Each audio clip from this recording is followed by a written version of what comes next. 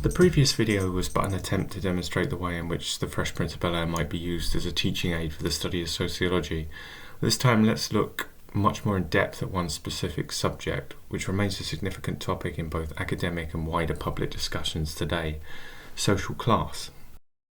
Class is an important theme throughout all of the Fresh Prince. The very premise of the show centres on a teenage boy moving from a deprived part of Philadelphia to live with his upper class relatives in the wealthy area of Bel Air in LA.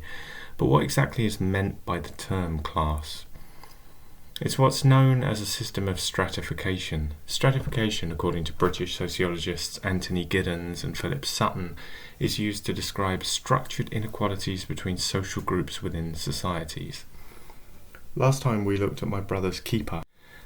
Consider the way how in that episode Will initially derides Marcus on the basis that Marcus is from Malibu, an extremely affluent city in Los Angeles County.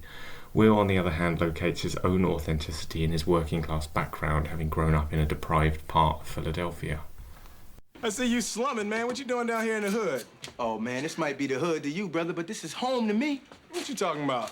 I live 2 blocks away from here, man, born and raised. Wait, I thought you lived out in Malibu. Oh, I know you thought I did.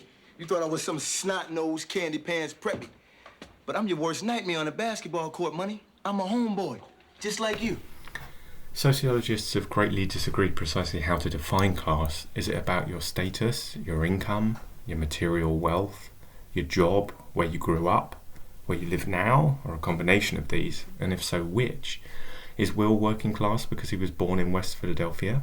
Or does moving to Bel Air with its privileges and resources now make him upper class? Is his taste in music an indication of his class? Does Will become upper class by virtue of living with his wealthy aunt and uncle?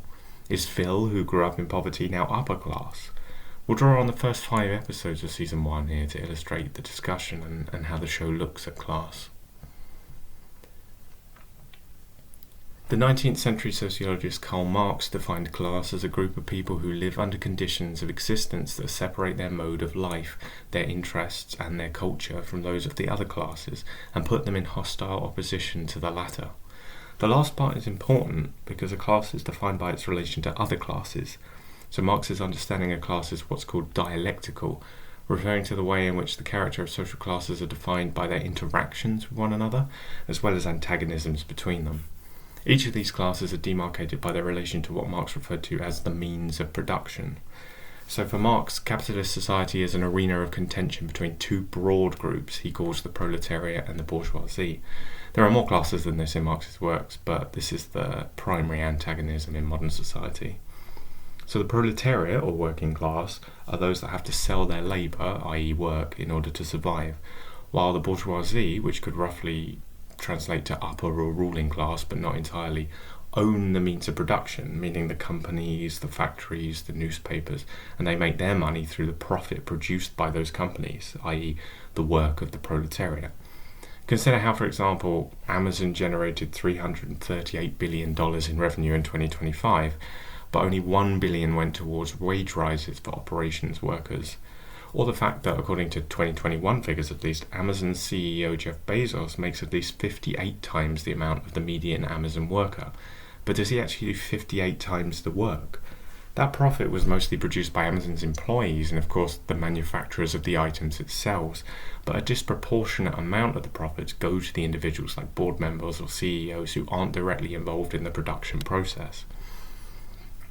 Another sociologist, Max Weber, noted how class was also related to status, which referred less to a person's economic position and more to their position in the eyes of society. Though wealth might also bring with it high status, it's not necessarily the case under Weber's theory. Detached from a purely productive base and related much more to a person's status, class might be seen as an identity marker as much as a description of material wealth. Marx also identified the interplay of economic and social status in his class analysis. For example, in 1870, when he was discussing the lowly position of Irish immigrant workers in mainland Britain, he identified the way in which the British ruling classes and popular press engendered antagonism in the minds of English workers against the Irish immigrants, drawing comparison to the attitude of white workers towards the newly emancipated slaves in the USA. And this was a comparison that Marx made himself. He thought this was a key reason the ruling class held on to power and prevented working class collaboration. And like Marx and Weber, the sociologist Pierre Bourdieu recognised that there was more to class than purely economic position. Bourdieu identified additional elements that he believed characterises class, the most prominent of which he called cultural, social, and symbolic capital. By cultural capital, Bourdieu means the way in which different sections of society might distinguish themselves on the basis of, for example, sports, television shows, or education. Think about how in the second episode Uncle Phil places such cultural importance on classical music and on the importance of Ashley learning violin, and Will, equally for his part, places a lot of emphasis on hip-hop culture and encourages Ashley to learn the drums. A young woman who can play a violin is an accomplished young lady. Yo, a girlie that can play the drums can write her own ticket. In our societies, the tastes and interests of particular groups are more highly valued because they confer a particular status. Think about how the fact that Will and Carlton attend a private school as opposed to public school, or what's known in the UK as comprehensive school. Or consider how in the country club, when he's trying to get a date with the daughter of a prominent doctor, it's only when Will mentions an interest in polo that the doctor even pays him regard. I beg your pardon, Dr. Mumford. I have a friend who's new in town. He's the new star on the crew team. Would you like to meet him? No. I respect your wishes, sir. But I'd just like to say kudos on that polo match. Super form. Ah, you saw it, huh? Excuse me, I didn't get your name. Social capital is more about who we know, our contacts or our network of friends. Both the high school and the social club that provides most of the setting for Clubba Hubba is not only a place of leisure but networking where there's access to reputable figures in the LA social scene. The only reason Will is even able to pursue Mimi is because his access to the club brought him into this elite circle. And even then, before he can ask her out, her father interrogates him on his educational and career prospects.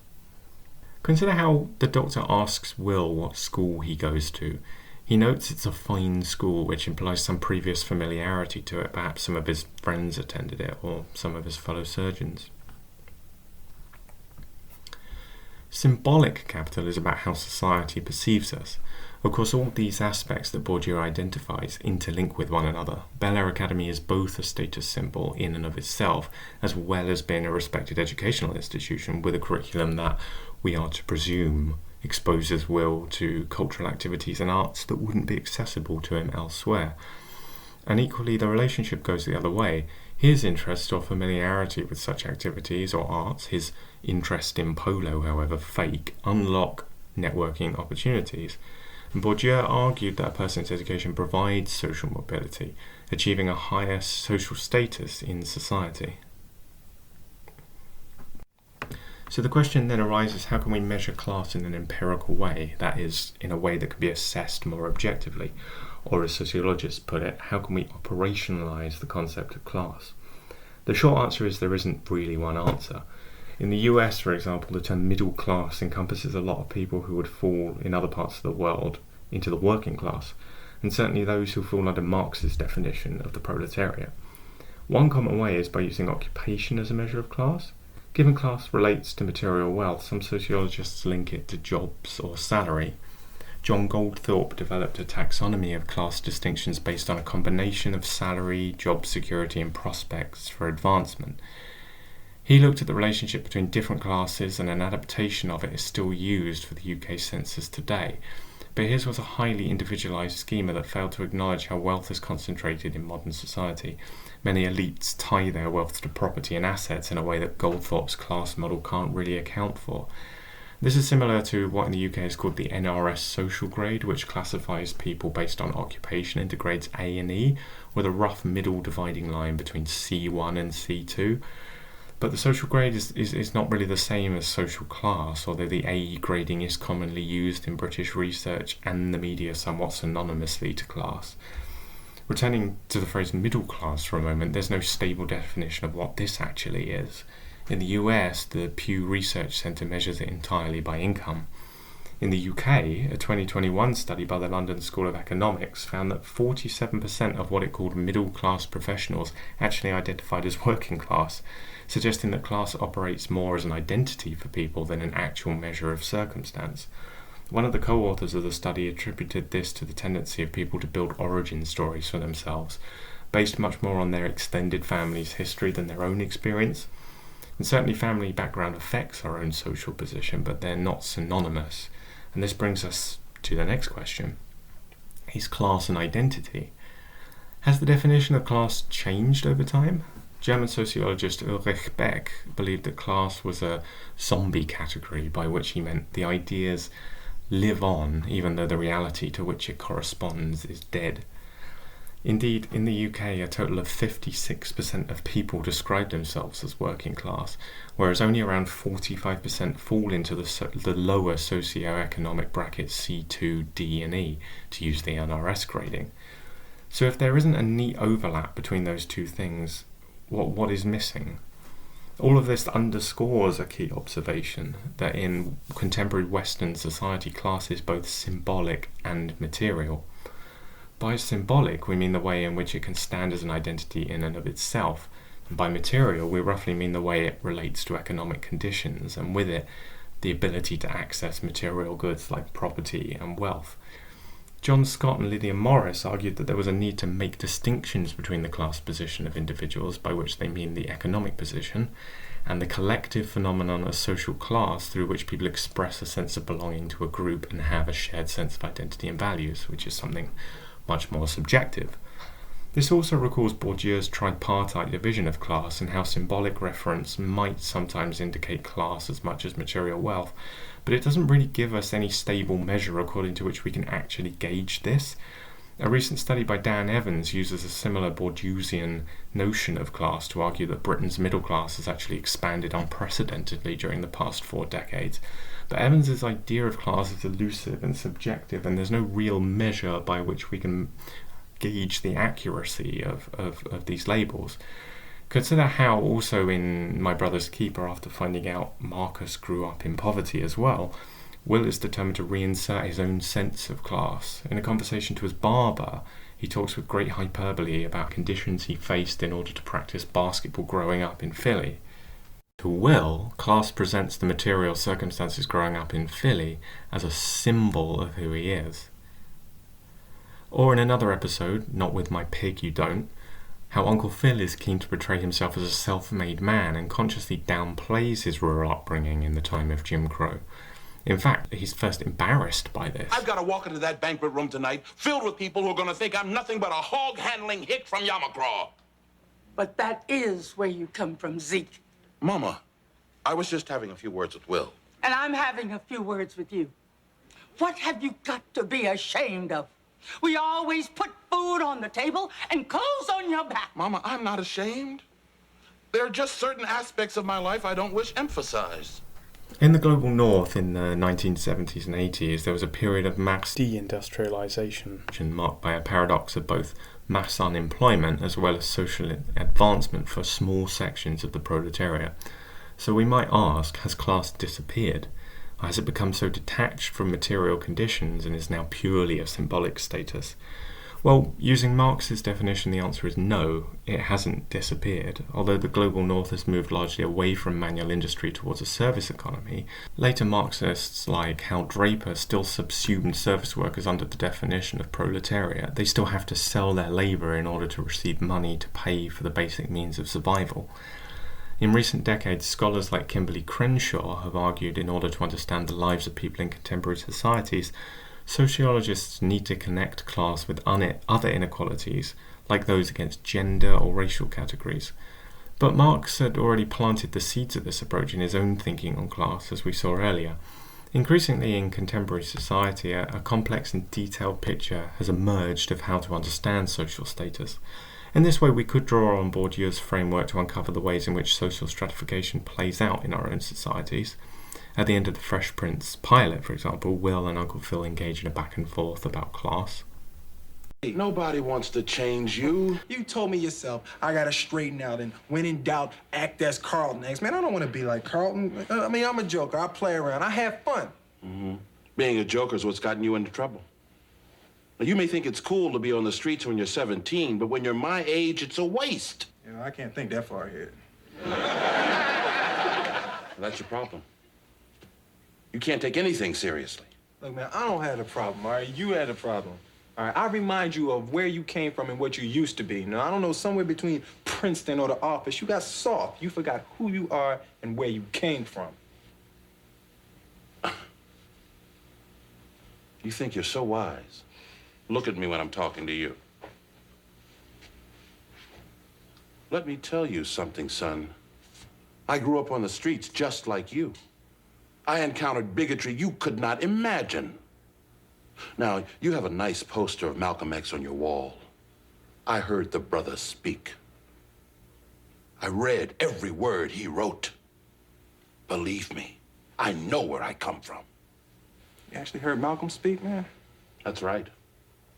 So before you criticize somebody, you find out what he's all about.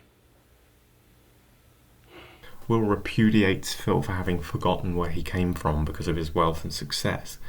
We might recall Phil's downplaying of his rural background in the episode Not With My Pig, but also consider how this scene problematizes the notion of culture as a measure of class.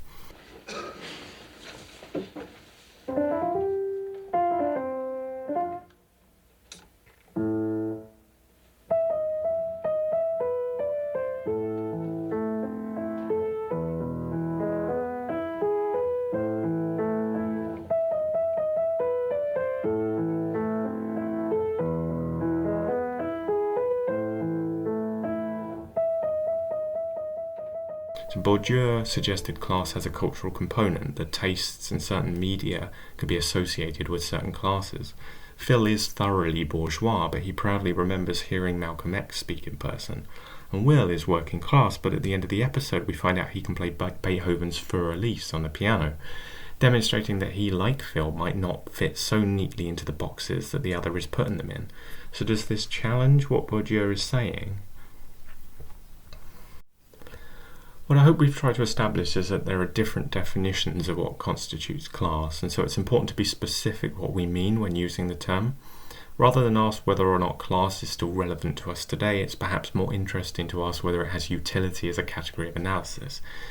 And if so, then in what way?